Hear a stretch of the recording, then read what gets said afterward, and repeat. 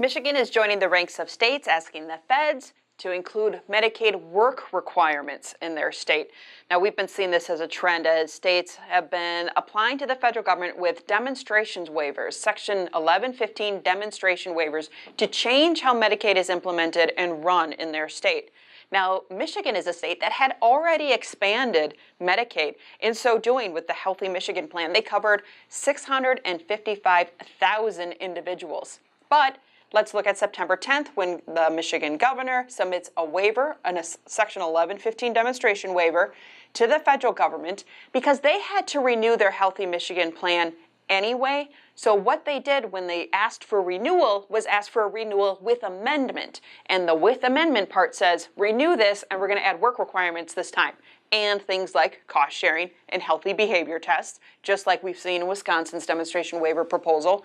So they want to add restrictions to their Medicaid expansion, Healthy Michigan program, and they want the feds to approve that. Now it's a catch-22. The request says, if not approved, we're ending Healthy Michigan altogether. So feds either approve this amendment that says work requirements, cost sharing, healthy behaviors test, or we stop Healthy Michigan altogether. So the feds now have a very important decision to make.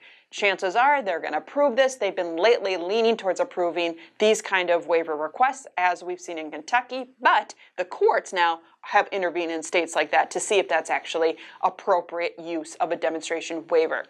Now, back in Michigan, this law with amendment has passed. It was passed the legislature, it was signed into law by the governor, so really it is in the hands of the feds. If they sign it, it goes into effect in 2020. Now, Michigan's request wants to add, if we look at that work requirement specifically, it wants to follow what other states have asked in their demonstration waivers. It wants to add an 80 hours per month requirement to remain eligible for your health care coverage. The impact, about 540,000 individuals. The House Fiscal Agency projected if this were implemented, you could see a drop of 5 to 10% of the enrolled population right away. This could have a large impact of people. Not only the requirement attaching to a lot of people, but people that couldn't meet the requirement and others that could meet the requirement but not prove it because of whatever other challenges arise.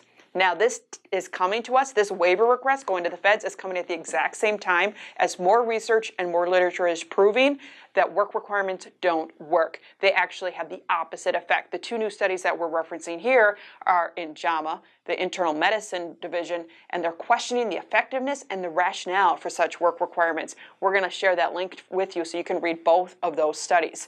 The quote is, Medicaid work requirements are out of step with the lived experience of low-income people and represent a case of policymaking gone astray. Like we said, you can read both of those studies in that journal. You can also read Michigan's request, the amendment request, in its entirety. If you have questions about Medicaid expansion or work requirements, you can send that to us at healthwatchwisconsin.org.